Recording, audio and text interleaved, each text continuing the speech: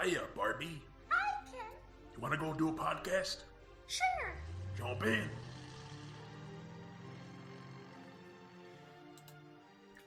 If you must blink, do it now.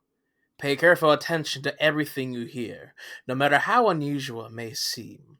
And please be warned, if you fidget, if you look away, if you forget any part of what I tell you, even for an instant, then your host will surely perish. His name is John. His co-host is Jay. This is Binging Barbie, and that really is the least of it. Yes. This is a podcast about toy media franchises, 2000s nostalgia, and whatever else we want to talk about. And this week we are back to talk about Laika's fourth film, Kubo and the Two Strings.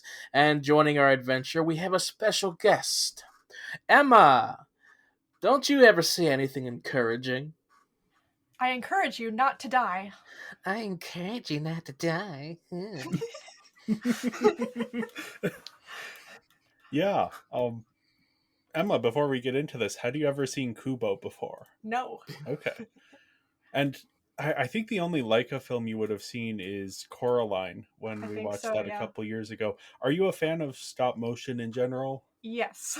Okay. I think it's really cool as a medium. Yeah.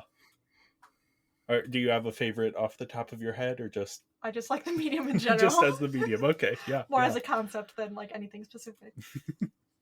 John, had you seen this one before?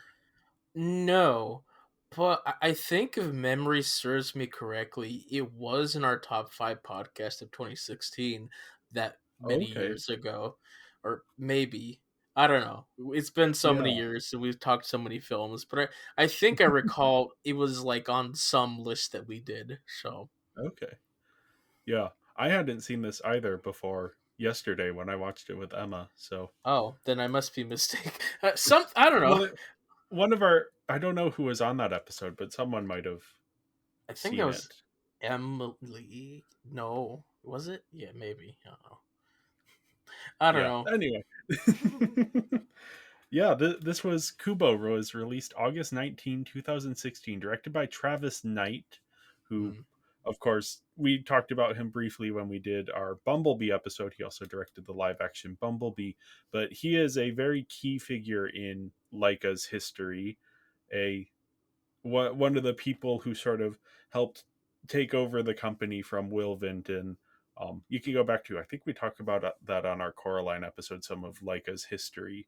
And then he's been like a lead animator on the last few films. So now he's stepping up to the directing role. And then I think around the same time, he becomes the president or CEO of the company, and has continued in a leadership role.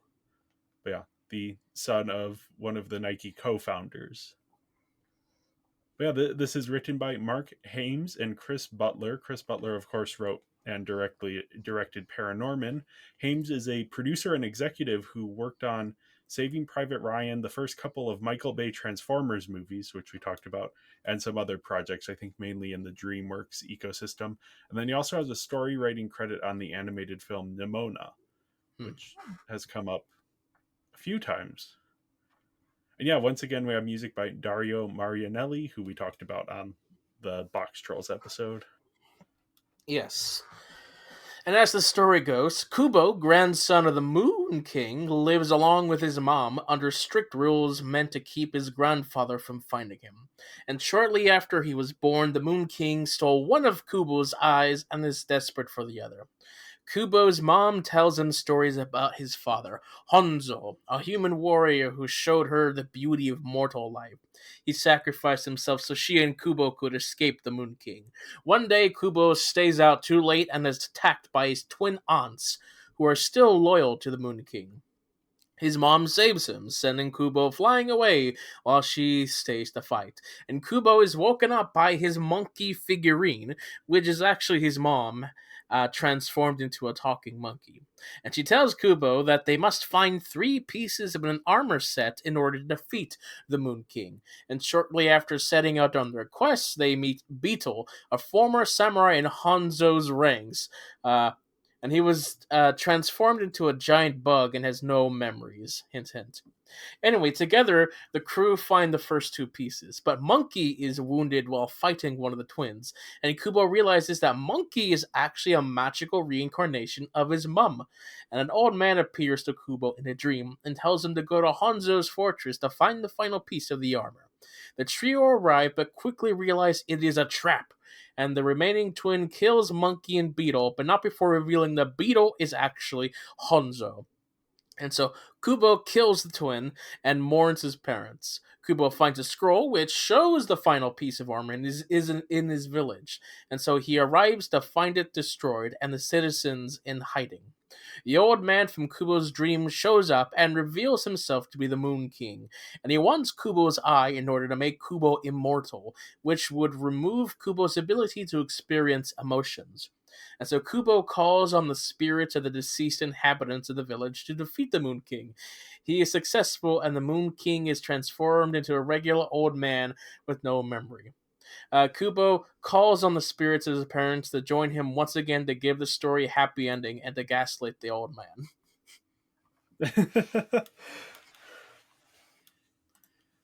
Yeah, this story, I don't know. I was fascinated by it. It starts in very familiar places, but as it unfolds, it becomes something very special. Like it's the story of a kid going on this big magical quest, and there's the items he must collect. But then as it goes on, you start to realize, oh, the items aren't actually what's important here. It's this journey and his connection with the people who are on this journey with him, who turn out to be his parents. Mm-hmm.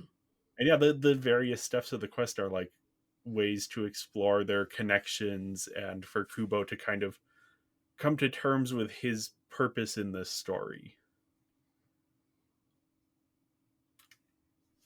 Emma, what did you think to start us out here? I really enjoyed the story. I didn't think any of the twists were like unexpected or anything. Like I could No. see some of them coming. I'd suspected that like Beetle was Hanzo's dad at certain points and stuff like that. But I did think it was a really fun story, and it was interesting too that Kubo felt like a kid. Sometimes Yeah, you get stories like this, and the kid hero is a hero before being a kid, whereas Kubo's definitely a kid. yeah. His he is lacking in maturity in some ways and has to sort of grow into that. I think especially early on when it's just him and Monkey, and he is Yeah. being a little bit petulant and doesn't want to do various things, and Monkey has to be like, hey, you have to shape up because you're in danger here. Yeah, it was just like a fun adventure kind of story. Yeah, though with some depth. I mean, Yeah. I was trying to think, it's very rare to have one of these like hero's journey magic quest movies where the character is doing it with their parents. Usually the Mm. parents are dead. Yeah, yeah. So yeah, I can't think of any off the top of my head. Yeah, usually it is the parents are dead, or it's like the parents have been left behind in some way. Like it's often friends or siblings who are going on this magic quest versus actual parental figures. Which yeah, it makes this feel very different. It's almost like a family road trip movie, looking back on it, knowing the various twists. Which I kind of figured the thing with with the Beetle being the dad. I'm not sure when I picked up on the mom being the monkey. I think since I recognized Charlize Theron's voice, I was able to. There Yeah. was a through line there that I was like, okay, I think there's something going on here, but I wasn't entirely sure what it was until they did the actual reveal. Yeah, that one definitely took me longer. Yeah. But like it wasn't a super surprise or anything either. No, I think they do a good job like seeding it, so or foreshadowing it, so you kind of when it happens, you're like, oh, that makes sense. Yeah. Mm-hmm. Yeah. John, I know from your scores here that I can see you weren't as big of a fan here. I was imagining going into this, having not seen it, that this might be a little bit more up your alley than the other Laika films, but I doesn't seem like that was the case. I mean, hey, it's hard to really compare to Coraline. It's only like one decimal point away from Coraline. In my scores here, so it's not that bad. Um, no, it was like decent. It was like more stuff that I was familiar with. You know, it's taken an Eastern locale, more on like Japanese culture, which I myself have spent the last year watching a lot of classic Japanese like samurai films. So like this was fun to see Yeah. this style. Like compared to like the last few Laika films, which were like very familiar, like oh, they're like a typical setting that you often see a whole lot, but here is a bit more, a little more fantastical to us at least. Um, I thought the story was fine. You know, it was following a lot of classic tropes, but like giving its own little spin to it. I don't have any strong feelings towards the story at all, so I don't really know what to comment on. Okay. I mean, yeah, that's fine. Yeah, I was imagining, not having seen this, that this would be more the type of film that you would go for versus Coraline or Paranorman. But yeah, no, I just find it fascinating as a version of the hero's journey story that is finding interesting things to do with that. And then, yeah, as you mentioned, its connections to Japanese folklore that they are pulling from. And I'm not an expert on Japanese folklore, but I did recognize certain things, like specifically the Moon Kingdom, the Moon Palace, as this place where there is no sadness. Which I recognize that because of Tale of Princess Kaguya, the Hmm. Isao Takahata film, which I was thinking of a few times in this. I think they have similar sort of connection points there. I wonder if that was partially an influence on this film here. Uh, I mean, it must have been. I mean, it could also Yeah. just be like the original folk tale of Kaguya versus like the film itself. Yeah. I mean, I haven't read the folktale, so I don't know how the film compares. But they are Mm, pulling from the folklore there. They're pulling different various little creatures from the folklore, but also bringing in their own elements as well. hmm. Yeah, it is kind of interesting. I think we'll get into it when we talk a bit about the performances, but this is, for being a film very deeply inspired by Japanese culture, there aren't a lot of Japanese people working in top positions on this film. None of Yeah, the we'll talk. writers, the director, I mean, looking at the credits, I don't know the nationalities of everyone who worked on this, but I did see names that looked like they might have belonged to Japanese people. But yeah, this is a different culture coming in and interpreting that, Hmm. and I don't think, I mean, it's done respectfully. Sure. Yeah. I don't have any issues with it, but I do think it is No. worth mentioning here that Yeah. this is very different than what this might have been had a Japanese crew done this. I mean, like it's to be expected from Hollywood cinema. I mean, Yeah. they often, you know, take liberties. I recently watched about a month ago, like Tales of a Geisha, and I was looking at the Oh, cast list. And it's Memoirs of like a Geisha. Yeah, Memoirs of a Geisha. I'm like, half the cast list here are Chinese, not yeah, Japanese. So I don't know.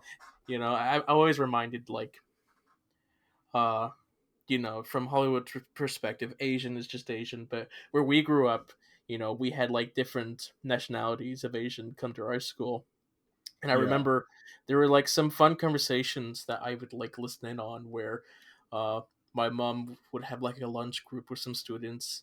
And like one of the things that they talk about is like, what are you talking about? Chinese and Japanese look nothing alike. Just look at that. And so, yeah. Anyway.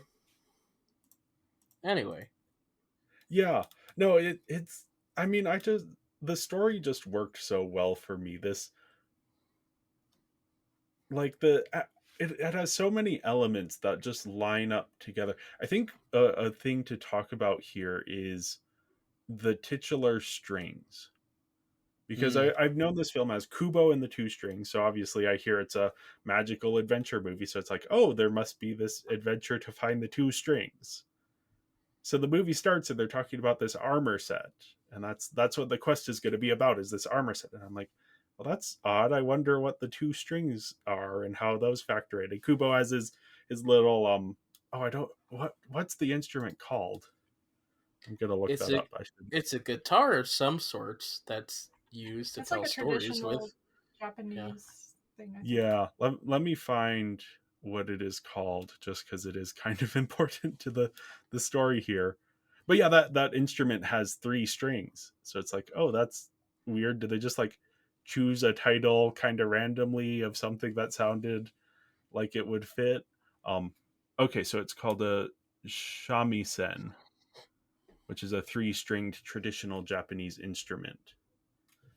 But yeah, this whole movie, I'm like, well, what's the two strings? What are those gonna be? How does that factor in? And then, like, as soon as he pulls off the bracelets, Oh, for me, it was as soon as he grabbed his mom's hair. I'm like, oh, that's going to be one of the strings. okay, Yeah, yeah. so you cut on I was quicker. surprised the monkey turned it into a bracelet, but I was like, okay, then it'll be later.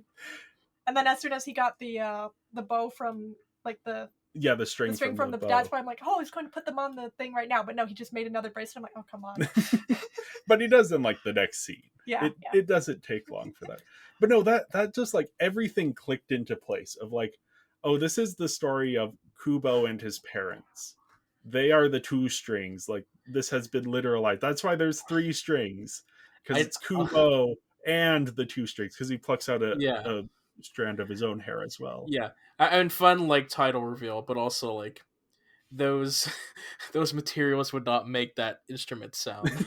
To be fair. I mean, it's a magical instrument, so I think there's a little. Yeah, I mean, we could ignore it Yeah. for like the emotional aspect of it, but you know, realistically, your hair is not gonna sound like you know. Well, maybe yours doesn't, John. But, yeah. Well, Do you yeah. know Kubo? I mean, he is made out of like 3D printing technology. Anyway. Yeah, it's interesting that like the armor isn't unimportant, but that isn't the thing that matters here. It's Kubo's connection with his parents that allows him to, and the Moon King like represents this moving away from human connection and this distance from it. So Kubo like embracing his connection to his parents, even though they have now passed, and that is now a sadness he feels. This is grief. He uses that connection to defeat the Moon King, but in like a very non-traditional way, mm-hmm. where there's room for forgiveness and for a second chance. We'll talk about it when we get. I'm fascinated by all of these characters. All of these characters are interesting. Yeah, I did like it was a very typical hero's journey kind of story, and yet it still had fun elements to it, and it was still unexpected twists and things. Yeah. So it felt like a very traditional story, but still worked well. I don't know exactly, but yeah, they're finding a way to. They aren't just using the tropes because they are the tropes. They are finding ways to imbue meaning into those. Mm-hmm. And yeah, then we have this really interesting thing when we start the film. Kubo himself is a storyteller who uses his music and his origami to tell these big stories. And as he's like singing and the origami is magically animating, I was just like, oh, that's a really cool nod to stop motion as a medium. That the stop motion artists are essentially animating their own work of like, hey, this is what we do. We tell stories through these objects that don't innately have life, but we breathe life into them through our art and through our storytelling. I hadn't even thought of that, but yeah. Yeah, it's just any of these connections between, and yeah, I think stop motion is such a wonderful medium to explore this kind of thing in, to explore storytelling, because it is so deliberate. like, yeah, you aren't making a stop motion film because you're like, oh, well, why not? This story seems fine. No, you're doing it because it's something that you care about and think has potential. Yeah, I really enjoyed sitting down and watching this finally. I kind of wish I had seen this in a theater. Like, I feel like that would be a really special experience. I feel like the I special effects have been cool, but I don't know if I really necessarily regret not seeing it. yeah. I I think, I yeah. Oh, go ahead. I don't. Yeah. Whatever. I don't know why I didn't see this in a theater. I probably would have gone had the opportunity been convenient. But yeah, maybe I just missed it, or maybe I wasn't paying close enough attention to it. But yeah, I don't know. Is it too soon to talk about the ending? No. We No. already spoiled it. Well, I mean, do people have things to say about the plot before we Oh get into no. the ending? I mean, okay. It was a little confusing about what was going on at the ending because like things just magically happen, and Yeah, it's never quite explained. It's like, okay, well, I guess like we're just gonna go along with like things happening. I can probably guess, but it's never clear. It's like, okay, he has this specific power set, and that's what he's using to defeat it. It's no, it's like, okay, we'll defeat him with emotions, and just leave it at that. Which, yeah. yeah, I don't know that. I think the magic in this is much closer to like the magic in Studio Ghibli movies, where characters don't have specific powers so much as they the magic sort of through their emotions manifests in different ways. Because yeah, we never really get a sense for what Kubo can and can't do with his magic, but then I think the emotions of it are what carry it through. Like this isn't Yeah, it's definitely more of a soft magic yeah, system rather than anything with any rules. yeah. mm-hmm. But yeah, I think I mean I think you are right, John, that things happen very quickly, and I think that's partially just stop motion. The Yeah, more time they spend on any one thing, the more work they have to put in a way that is like yeah. very tangible.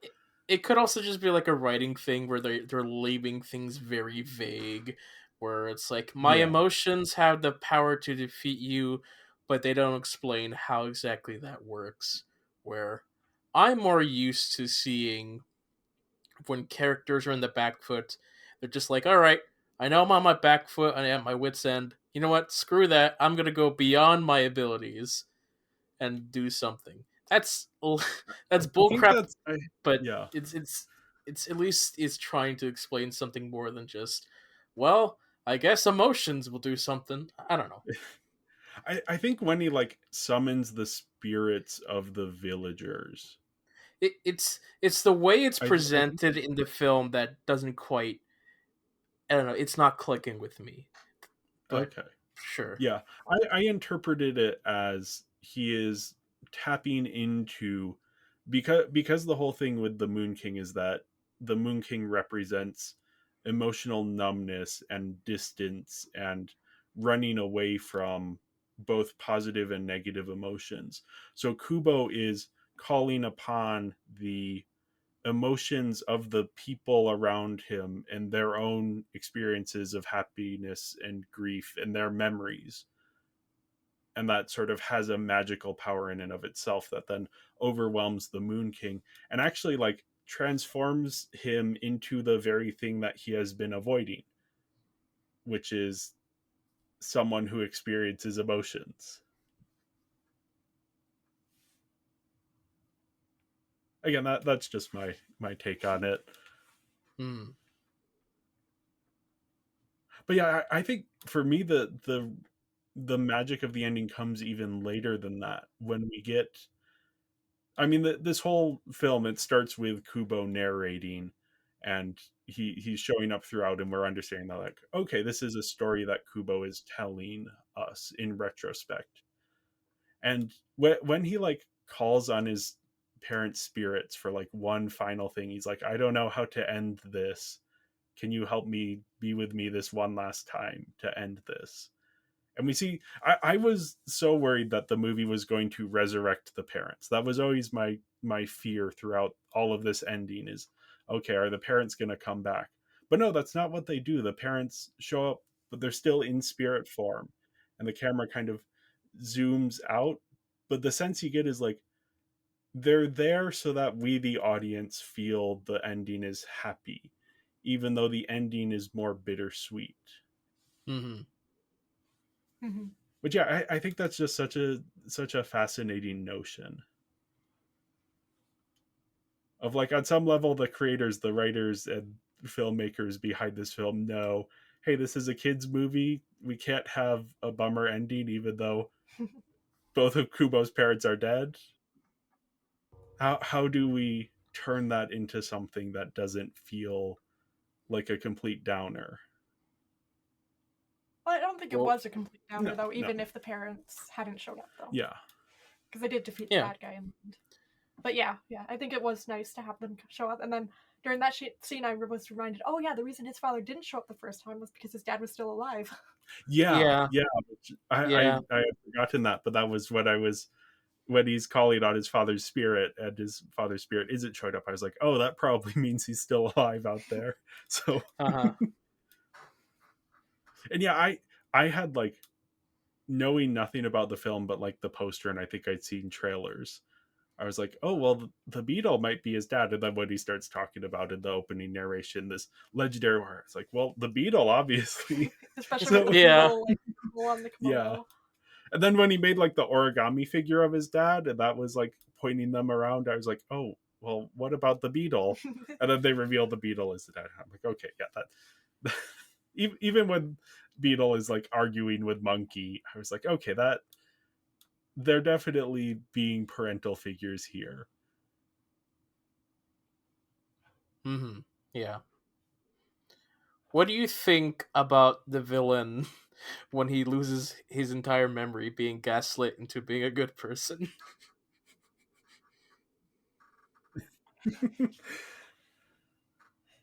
I think that is the worst punishment for that character. Well, I feel like that's That- secretly what he actually wanted. That 'Cause too. The Moon King, like, didn't the Moon King like let go of his own emotions and move to the Moon Kingdom or something? But then, like, I was thinking about it because he has Kubo's eye Yeah. as the old man without his memory. So I feel like he was still longing for that emotion to be able to see humans and all that. He just didn't know how to express it or was hurt or whatever. So I think what he wanted was to be like the old man in the village, which is what he was in the end. But he is fighting against that. That is he Yeah, wants yeah. Kubo to join him in the Moon Palace without emotion. Yeah. But I think it's more he didn't want sadness or like all Okay, the yeah. negative emotions. Like it's not that he doesn't want any emotion, he doesn't want Yeah. the negative ones. So the way the Moon King decided to do that was to move away, get to a place where there's no emotions, and he's trying to bring Kubo there. But I think deep down he does want those. Okay, yeah. Like Moon King doesn't realize it. Deep down he just wants emotion, like he wants to be happy like humans are. Yeah, So I think that's a fair read. Yeah. So I think in the end that's what he gets. Yeah, it is both like the ultimate punishment and the ultimate gift for him, that it is this second chance. I'm not sure how Kubo feels about it though. Yeah. I think they do leave it a little there's a bit of ambiguity there. I think I was reading and I didn't have time to check sources on this, but it seems like this was at least one of the writers had like personal experience with a parent or grandparent who had Alzheimer's, and that idea of losing memory and having to rediscover who, or to tell someone who they are, and that potentially being an opportunity to see a different side of that person and maybe encourage them to grow a little bit. So yeah, I it worked for me. I know that is a common sticking point in reactions to this movie.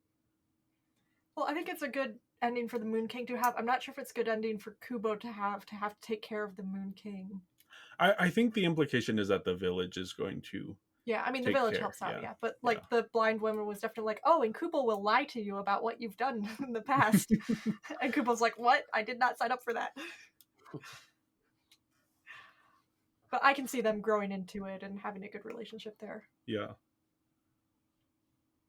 Yeah, I kind of see it as like that character has started over with a blank slate. With everyone encouraging him to do Yeah. good this time, yeah. That he is no longer the Moon King. He is now a completely new person. Mm-hmm. I don't know, John, where you seem to have different thoughts on this. I have no thoughts on this. Oh, okay. That's different, yep. I was just pointing stuff out. I don't have any Yeah, personal opinion. Well, yeah, I gave the story a 4.5 out of 5. I think it's just so smartly constructed. And especially after like Box Trolls, which I really like, but is kind of a minor disappointment for me. Having this be just so well thought out and having the themes really apparent and present, and the way it's dealing with tropes and twists, I really I enjoyed it a lot. I also gave it a 4.5. I think it's a really well done story. I mean, it wasn't anything mind blowing or anything like that, but it was very enjoyable to sit through. It still had a lot of good themes and good moments to ponder. And I gave it a 3.4. Oh, we're doing 0.4. Well, Coraline was 0.5, so I needed to like differentiate the two so just somehow. just slightly different, yeah. Yeah. Well, yeah, Kubo. I was complaining in Box Trolls when we talked about that one that it felt like we were getting another thing as we did with Paranorman, where it was more about social stuff versus individual growth, which I like. I like that bigger societal storytelling stuff, but I think that can sometimes get a little bit. Whereas here we're back to like Coraline. This is a story of Kubo and his individual journey, and the people around him as well, going on their individual journeys. So yeah, that was a welcome change of pace. I like the origami aspect of the character, just doing all that stuff.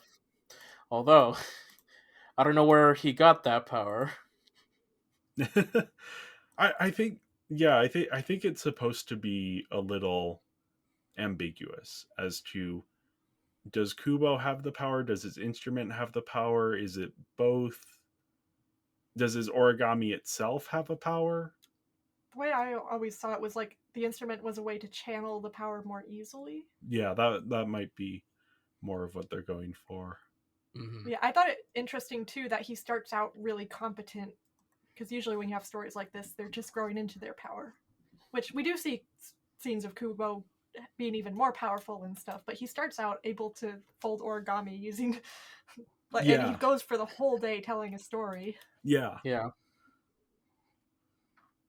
Which that's like a really fun way to introduce this character, to have he's telling this story to everyone in the town and he leaves it off on a cliffhanger, and they're already seeding this idea of Kubo doesn't know how to end the story, which he is telling us the story of the film. So kind of, I thought it was interesting too, like when he went home to his mom and then his mom tells the story, and I'm like, oh, so it's like partly that she hasn't finished the story for him either. And that he is getting it from his mom and she is inspiring his own storytelling, but that there's a certain point where her memory isn't the greatest, or it's kind of ambiguous what's going on with her, but that she is having some kind of mental issue, and so her version of the story is also incomplete. But he is also putting his own spin on it, because we get the old lady in the town who asks if he could add a fire breathing chicken, and then he adds that in, which was just a fun little moment. But yeah, that is like having Kubo be a storyteller. that's sort of his vocation here before he goes on this journey. Yeah, it's interesting. I think he is a fascinating character, and Emma, as you were saying, he feels like a kid, Hmm. which is important because this is, he is going on a journey with his parents, so he does have to feel Yeah, he's not young. the adult in the room. Yeah, yeah. John, were you connecting at all with Kubo as a character? He was the protagonist. So no, I not really. I mean, I never lost an eye or my parents, so I can't really. I don't even have origami powers, so. Yeah, he was a competent protagonist that you like to see. Yeah. Now we also have Monkey slash Kubo's mom. Mm-hmm. Are we talking about both at the same time? I mean, they're the same Yeah. character. So, I mean, they feel very, like, we get the sense that Kubo's interactions with Monkey are the first time that he is interacting in that way with his mom. Yeah. That whatever she has gone through has kind of sapped a lot of her strength and her ability and her mental power. So we only see that she has maybe a couple hours, if that, of time per day that she can spend with Kubo, and the rest she's kind of in this daze, in this trance or asleep. Um, Mm-hmm. so when Monkey shows up, this is the most Kubo has interacted with her potentially ever. I assume maybe she was a little bit more present when he was younger, but has sort of faded a little bit. Um, but now she's like taking this very active role and becoming a mentor to Kubo. Oh, so what happened to like baby Kubo during the day? Was she just crying all day while she was in a daze, or did the villagers come and help out? I kind of assume that when Kubo that this has been a progressing thing. I So think when Uh, so. Kubo was a baby, she had a little bit more, maybe she was awake for 12 hours of the day. And then as Kubo got a little bit older, her strength was fading a little bit. So then it's 10 hours of a day, and then 8 hours, and then 6 hours, and then 2 hours, which is where we start off here. Yeah, because I think when he's in front of the grave at some point, he says, "Oh, she's fading more every day" or something like that. So Okay, yeah. I think Yeah. there was a line about that somewhere. Yeah, that as she spends time away from the Moon Palace, her immortality that she once had is leaving, and she is having more and more issues. But we do see, like, when she is present, she is incredibly loving towards Kubo. Mm-hmm. And she shows up to save him in the village and sacrifices herself. Like, she dies in that encounter, and Monkey is what is left of her spirit showing up for as long as she can. Because yeah, even Monkey is like, hey, I can't, tells Beetle, like, hey, I can't stay around forever, like, I can already feel myself losing control here. One of the things I really liked about her, you don't see this much with adults in stories like this, is she actually prepared for the day Kubo would stay out after dark. She wasn't Yeah, just like, "Oh, don't stay after dark," and then, but she actually prepared like the charm, the enchanted kimono, and stuff like that. She's like, "Okay, I have a yeah. backup plan if you got this." yeah. And I like that her response is not, Kubo, what have you done? Yeah, she's just She immediately, "I'm understands. saving you." Yeah. Yeah. She understands that, like, the rules that she has put on Kubo were never going to last forever. That at Mm-hmm. some point they were going to have to. And she probably was hoping to be able to, through telling Kubo the stories, like, remember where the armor was kept, so that she could give him the tools a little more before that happened. But that Mm-hmm. through her fading powers, she maybe hasn't been able to do everything that she wanted to prepare him. But that she, like, is able to then transfer her spirit into Monkey and still look out for Kubo. Yeah, I such a fascinating character. And, like, the scene where she's fighting her sister, and her sister's like, I mean, at this point we don't, or the movie has not revealed that Monkey is Kubo's mom, and that these two characters are related, but they are having this philosophical argument of like, the twin is like, why does everyone always cling for one more day to live? And her response is, down here there are days that are worth fighting for. This idea that in the Moon Palace, kind of every day is the same. It's all meaningless, nothing, because there's no emotion, nothing matters. But that on Earth, that is not how it works, and that there is a reason to keep on going.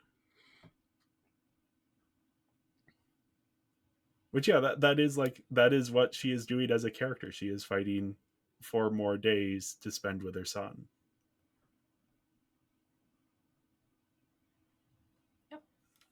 Yep. Yeah. Yeah. No, I just think she's, and again, it's so wild to have this kind of kids' hero's journey movie that the parents are along for the quest. Yeah, I thought that was a pretty fascinating dynamic too, because Monkey isn't trying to keep Kubo completely out of danger. She's more trying to minimize it, but she's like, okay, this is something Kubo has to do. Which, Yeah. Yeah. You are seeing it's a very different type of parenting, because she doesn't have, I mean, she knows that her ability to look out for Kubo is going to be temporary. Mhm. So she is not trying to watch over him. She is trying to prepare him for a world in which she can't help him. She's not like sheltering him, I should say. Speaking of, I was kind of surprised that like she didn't, how against Beetle joining them she was. Which I kind of get it. Beetle's kind of suspicious, but also like Beetle seemed pretty willing to just go with them. I think that's probably what made her suspicious of him. Oh, okay, fair. That he seemed a little bit too eager. But then we do find out that, like, yeah, he is Kubo's dad. So there is that, like, whatever connection they have is still there, even though he has no memory of it. Mm-hmm. And I like that he's not a generically heroic character. Oh, he was so bad with the swords. He was really good with the bow, but really bad with the sword. And that he is like, he is not innately courageous, that he has to kind of work up towards that. Yeah. Because I think, and I mean, I caught on to the twist very quickly, but I think if he had been that kind of generically heroic, brave character, then I think the twist would be ruined immediately. Because you're like, oh, we've been hearing about this great hero this whole time. So here's this beetle that has displayed all of these qualities. This must be that character. Versus what we see is probably more, I mean, as realistic as an animated movie where there's a giant talking beetle can be, is more realistic to the sense of like, yeah, he's a hero, but he's not the hero who Kubo is telling these giant tales about. No, he's like, he's a guy. Yeah. Yeah. He's a guy who's right lost thing. his memories, is kind of crazy. Yeah. maybe he was that strong at one point, but now he doesn't even know if he's a samurai or a hoarder, you know. but he still he Yeah. still does the right thing at the end of the day. That even though he isn't as courageous as you might expect from this legendary samurai hero, that no, he still he is courageous though, because because he's not as stoic as as you might or expect. Fearless. Yeah. Mm-hmm. I also I don't know what is going through his head, but the moment where Kubo is going down to look for him, to be like, hey, we need to find the next piece of the armor, and he jumps out of the water with the fish, and he's like, I found the fish. Well, I found the arrow. Yeah. I think he kind of, either the creature made him forget, or I assume the creature had something to do with it. I just assumed that he went down into the water with the intention, and then saw the fish, and it's like, oh yeah, that's my intention. Oh, that's possible too. Yeah, that could be the case. Yeah, it's a funny little moment, and it allows Yeah. Kubo to be the one to discover. Actually, Kubo gets all of the pieces of the armor because he pulls the sword out of the skeleton's head, Yeah. Yep. and he gets the armor in that point. So that this is like still Kubo's quest. Hmm. I thought it interesting though that like Kubo barely held the sword, like it became Monkey's sword pretty quickly. Yeah, I think because Monkey knows what to do with it Well, better yeah, than at that Kubo point I was does. thinking, oh, so each of the characters will have a different piece of the armor Oh, and okay, fight yeah. at the end was one of my thoughts. But yeah, Benu. I like the direction it goes in, which is Yeah. it like the entire opposite direction. Um, yeah, the Moon King. We can. I feel like we've talked Beetle. Anything else on Beetle? I thought he was Beetle. fun. Yeah. Yeah, Comic relief character, but he has a deeper side to him, which is yeah. cool. Yeah. Mm. I guess we really did go through the Moon King's stuff. Like he is just this fascinating villain, though. Of he is doing these horrible things, but he doesn't really understand why what he is doing is wrong. Like to him, this is, oh, I just want my daughter and grandson to be with me in this eternal state of numbness and distance. Mm-hmm.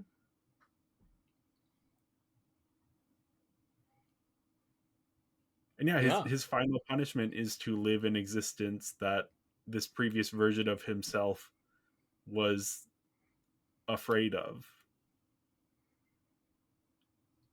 It's more poetic than if Kubo had just like killed him Mm-hmm. or like defeated him in an ambiguous way. Mm-hmm. That he actually has to live out this life. But yeah, we also have the twins. They're kind of the side I villains didn't here. realize we were watching a horror movie. Yeah, when they showed up, I was so excited because, like, the last few Laika films, Coraline obviously very creepy. Paranorman has those creepy elements, but it's much more comedic in tone. And then Box Trolls like is more gross out than creepy. But I was so excited when the twins showed up because I was not expecting. I was thinking this would be closer to, you know, fantasy adventure, which I guess fantasy adventure often has some horror elements. But I was not expecting, horror movie villains to show up in the middle of this fantasy adventure. Sure. Yeah. With their little chain scythes. Yeah, those weapons are okay. We will get the action scenes here are yeah. Mm-hmm. Um, Yeah. Twins are Yeah. the saddest characters though because they just die and they don't get any kind of redemption or Yeah. happy story or whatever, and they're almost victims as well to the Moon King's antics. Yeah. So Yeah, they are, and there is a certain sense of tragedy to them that the show gets into because, like, when Kubo kills the one of them, it's not like he clearly doesn't know how to feel about it. That, like, yeah, he got revenge for his parents, but there something feels wrong about it. mm-hmm. That's I think partially like the kids movie. You can't have the main character be excited about killing people, but no, there is more going on here with Kubo and his character. I think it's funny, and Laika in general, like anytime you're like, oh, they're doing this to save themselves work, like, yeah, they are, but they will also put in the work later Yeah. because these two characters have the mask, this unmoving mask, which I can imagine for whoever was animating this characters having to do their like cloaks and everything, and then Well, be like, okay, oh, hold on. no have to worry about the Before we keep going on to this animation route, why don't we give our scores for characters? Oh, I was gonna quick bring up, even though she isn't on the list here. The older woman that Kubo Oh, the has this old beggar connection lady. with. Yeah. Yeah, I do think their connection is really sweet, and you can tell even Yeah, though she's almost like his grandma. yeah, yeah, and even though Kubo, even though his mom isn't as present as one would hope, that Kubo is still being looked after by the people of the village. But yeah, character scores. I gave the characters a 4.5 out of 5. I think they are excellent. I also gave a 4.5. And I gave it a 3.5. So yeah, animation. So these two characters show up, and it's like, okay, well, their faces don't move. That must be really nice for the animators to not have to worry about that. But then also at one point, one of them gets like the bottom half of her mask knocked off, and then you see her mouth is moving. So they are willing to put in the work here, but I do like to see they're saving a little bit of time there. Well, essentially, Yeah. it's like, okay, they're finding shortcuts in some areas so they can go extra detailed in other areas. Because I Yes. like the movement in Mhm. this one is so extra detailed that I don't care that they use CGI because they are not doing shortcuts for the sake of shortcuts. They're doing shortcuts while making the not shortcuts actually better than what they would normally be if they had to focus Mhm. on everything else.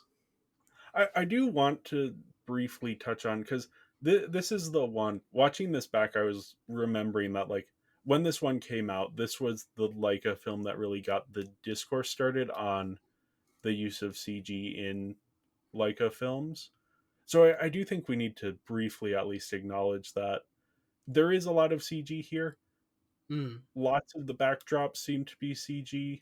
Some elemental stuff, like we were just Emma and I were just looking at a behind the scenes video that the water they used real life fabric to figure out the movement of it, but it is all CG water. Um, I think especially like the underwater sequence where Kubo is fighting the giant sea monster, that looked very CG in a way that I was. I mean, obviously, yeah, John, you are very much right that they are saving themselves work in some places so that they can put in the effort into the bigger set pieces. But there is just part of me that's like, And if also you're like gonna, the characters themselves. But yeah, yes, I will say, like, having CG in the background made me wonder if some of the characters were CG, like, it didn't feel quite as stop motion-y in some places, which is what it is. But yeah, I'm definitely less of a purist than some people would be, but I do like there is just part of me that's always like, oh, like this is so cool. It would have been cooler if it was all in camera. But again, that's yeah, not when you always save enough, when feasible. you save money and time, sometimes it's a good trade-off. Yeah.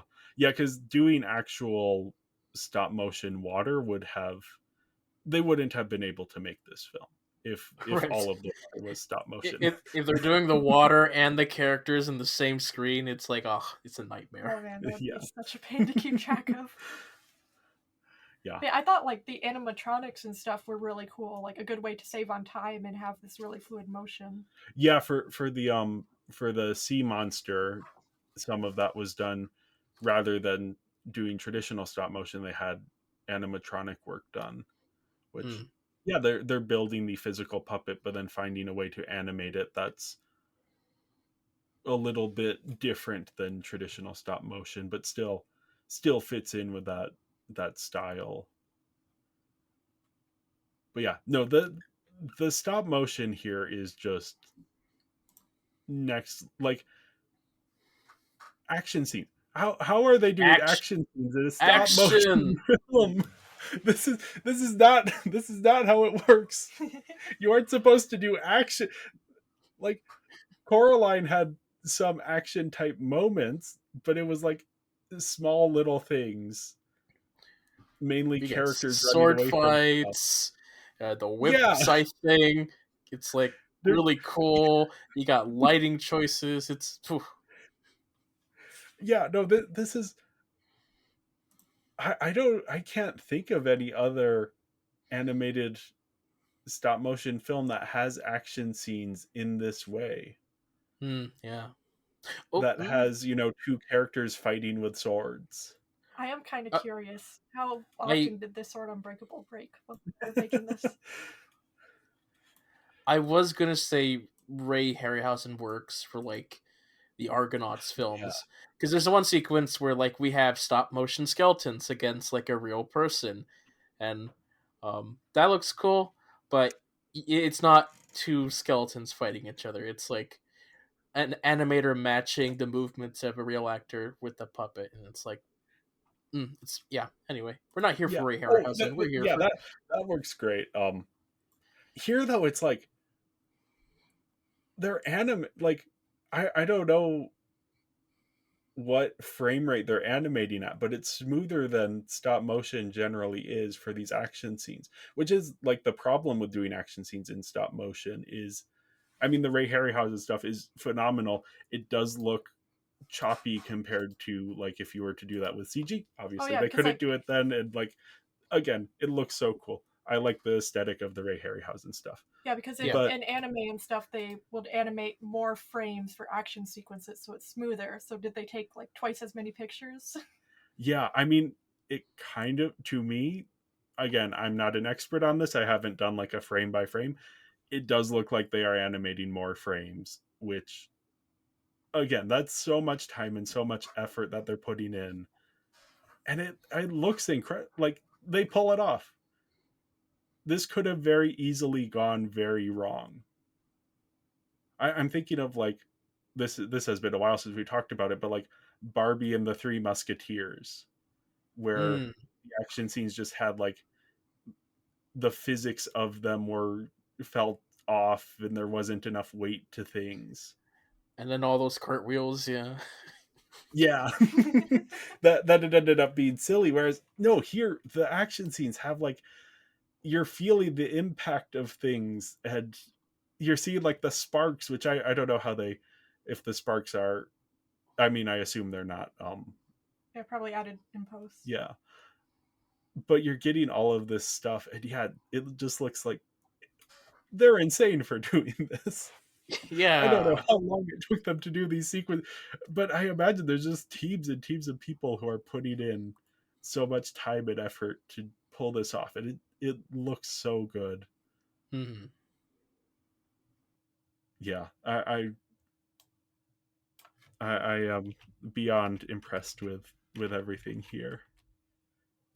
And then we also have like we talked a bit about the underwater monsters, but the skeleton fight scene that we get, that is, they actually built a giant skeleton puppet. Like it is to scale with the regular um character puppets. And the regular character puppets are like obviously not massive, but they're relatively large, just so that you can get more detail on them and get movement a little bit better. So it's funny, the behind the scenes thing we were watching, the first guy said that it was a 16-foot tall puppet, the second guy said it was 18, and the third guy said it was 20 feet tall. It kept getting bigger as they went on in the description of what the, but no, it's like between 16 and 20 feet tall, this giant Yeah. puppet, which they're having to like articulate and animate with different things. And they have like the rigging behind it. They have like cords holding up the different appendages, and they have like the puppets of Kubo and Monkey and Beetle who are on this other puppet. Insane what they were doing here. Mm-hmm. The ambition of it, and yeah. I really love the introduction of that skeleton where it's like all the darkness, but all you see are like the red eyes that slowly Yes. illuminate it. I wish we stuck with the darkness, because once it was fully illuminated, it was like, oh man, that earlier shot was so cool. This is fine too, but like, but the earlier shot is so cool. I wonder if, because I imagine they just really wanted to show off this giant Yeah. 16 to 20 foot puppet that they had built. Because that's the thing with Laika, is that is a way to make it easier for yourself as an animator, is to have a lot of darkness and play around with the darkness in a way that, like, you don't have to see the whole puppet at a time, so you don't have to build the whole puppet. But no, they built the whole puppet. Well, minus the legs. The legs they built separately, yeah.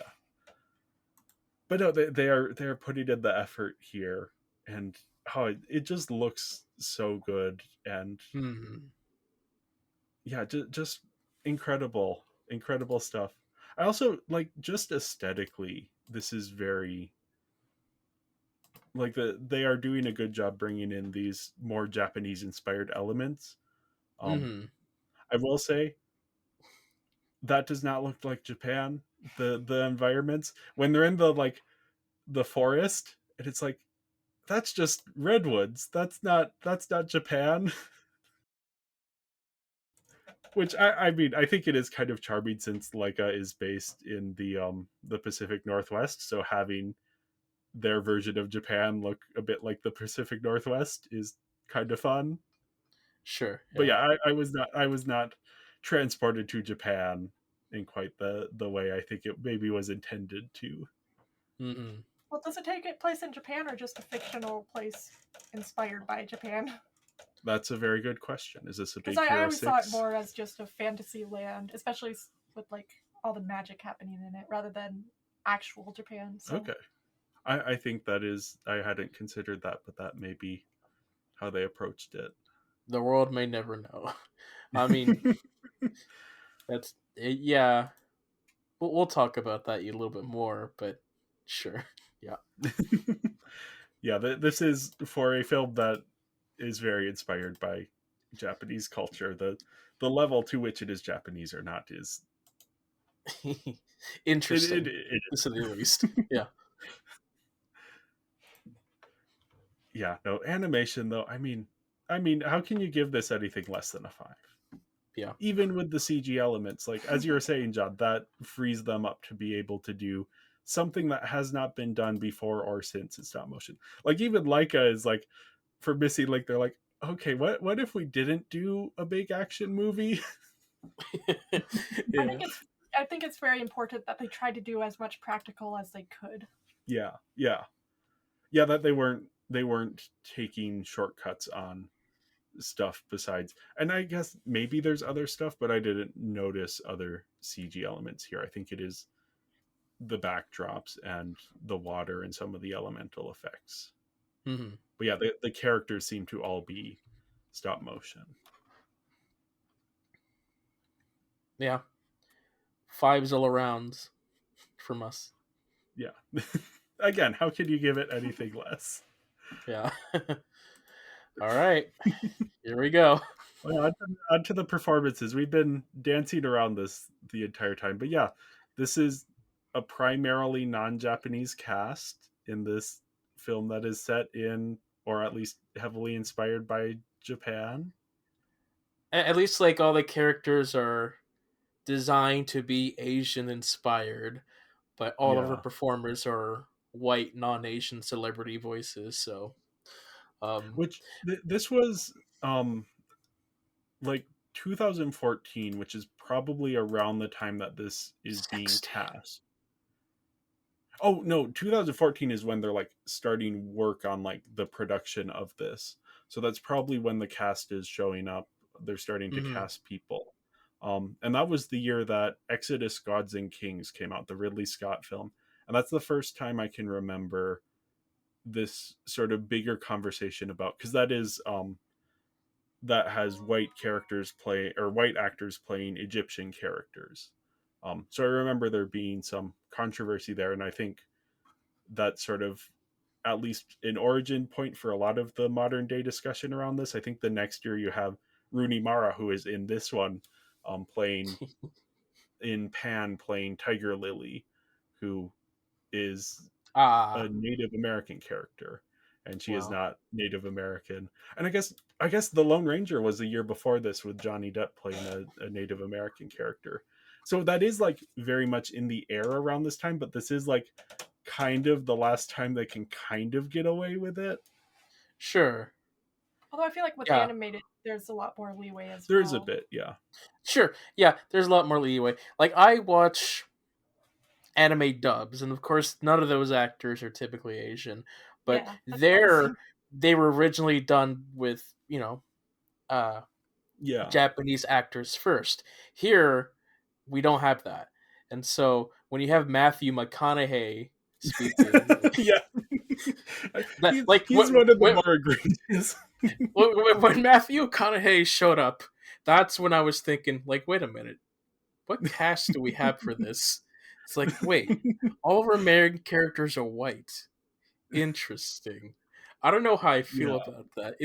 It took me out of the film immersion wise. All the performances, Yeah. they're fine. They give a performance for like those generic character types, but because the aesthetic of the world is specifically designed around like a Japanese inspired culture and all the characters are Asian inspired, to have that not translate into the voices was like kind of off putting. Like not in a way where I was disgusted, but more like, it's an odd choice. I'm Yeah. thinking too much about the voices now. I'm not in the film, so Which yeah. this was actually a criticism of the film when it came out. Um, Again, I think this was kind of, if this had been made a couple years later, they probably would have been more intentional about casting Japanese or actors of Japanese descent in this role or in these roles. Because yeah, I think what is it? Isle of Dogs, the Wes Anderson film, comes out a couple years later, and that one, all of the Japanese characters are played by Japanese actors speaking Japanese, and the only, I guess, those characters don't have much focus either. So that was more the criticism there, was that, oh, it's Wes Anderson is coming in and he's making a film about Japan, but it is about the dogs who are all played by like George Clooney and Yeah, not the Japanese character who are not speaking in English and are not subtitled. But yeah, yeah, I do kind of feel like if Kubo had been made a couple years later, maybe we would have seen a slightly different cast here. yeah. Also, I'm a little tired of like the choice of just having celebrity voices to do Yeah, that, but it's what's expected. They have George Takei here. He doesn't do much. Why? he says his says Oh his my, yeah, he says yes, that classic I can't line. remember. But like, why did you just get George Takei to come here and say "Oh my" and then not be here for most of the film? Yeah, Like I he's think it's he, just supposed to be a cameo. but yeah, but like he does a lot of like stuff. Yeah, He could do he more than would have just been, be here and yeah. say "Oh my." Like he's a pretty good actor. Yeah. What if they had gotten him for like the Ray The- Fiennes role or the Matthew yeah, the McConaughey? Moon King. Yeah. Yeah. I was thinking, because I was trying to think in my head of, okay, what Japanese actors do I know who would have fit this? And Hiroyuki Sanada in the Ray Fiennes role, oh, would have been so good. Is he known to be a voice actor though? I don't know if he's done voice acting. That might be a barrier. But I mean, Matthew McConaughey isn't known for being a voice actor either, so Yeah. I do think they are. This is the consideration here, is that they are looking for big names. They have Charlize Theron, they have Ray Yeah. Fiennes, Rooney Mara, Matthew McConaughey. That they are looking for bigger names. But I do feel like, yeah, if this had been made a little bit later, they would have been a little bit more intentional about the casting there. And yeah, it does Mm. feel different than like anime dubs, because anime dubs are being done like for accessibility, where the original version still has Japanese voice actors generally doing the voices. Right. And if they're not Japanese voice actors, that it is people who have been brought in by the Japanese creators of the show to Mm. act in it. Um, that honestly, if this had been um, like written and directed by Japanese people or people of Japanese descent, I think the cast might also get a little bit of a pass here. But yeah, since there aren't any Japanese people in any of those top positions,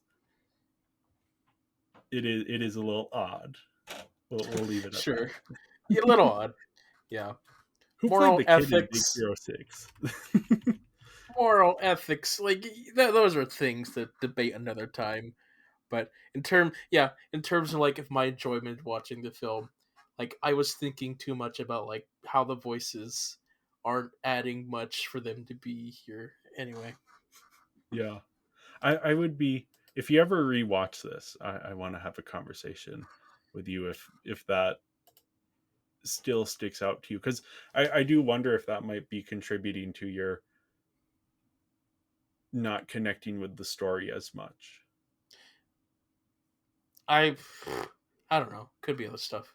Yeah, because I went in knowing this, and I assume you didn't think about this when you were watching the movie. No. So we kind of have opposite ends of that spectrum, whereas John is in the middle of it, where he was finding this out as he was watching the film.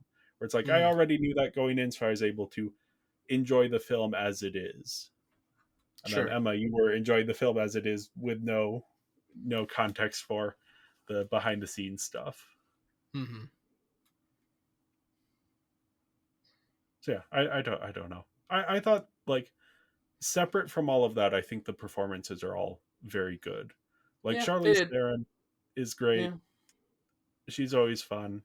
Rooney Mara, like, it's partially just like the what they have done to her voice to make it sound creepier, but I love those types of characters when they have that like creepy voice. And then Ray Fiennes, when he shows up at the end, is just so much fun. yeah, Like, this is the kind of role he can really, and he isn't doing Voldemort. He is giving it a very different performance here, which I appreciated.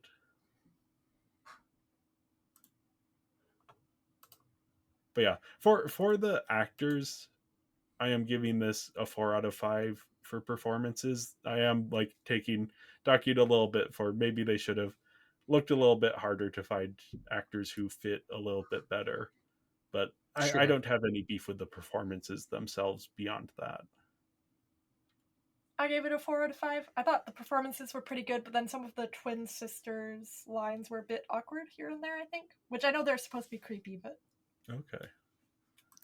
And I gave it a 3.4. I only docked it like 1 decimal because I focused too much on the voice throughout the films. But yeah, Yeah. I think that is fair, to a fair criticism to aim at the film, that like if you are aware that, or like catching on to the fact of like, wait, what is Matthew McConaughey doing in here? it's okay. What's interesting is like I was like more put aback by this than I would be like hearing in like an old Saturday morning cartoon someone doing like a fake Japanese impression, which happens all the time. But whatever. Yeah, because this is like, they should have known better at this point. Right. Yeah. Anyway. Yeah. Anyway, onto the music. I thought the musical score was really good here. Sure. Yeah. agreed. I It is like getting that the instrument. again. Yeah, yeah. The way that they integrate the music into the film, that Kubo is playing this instrument, and it has this magical power that is affecting the plot. Mm-hmm. Yeah, Yeah. I thought the music was incredible, and yeah, again, really well integrated. It stood out to me more than the same composer's work in the Box Trolls. Yeah.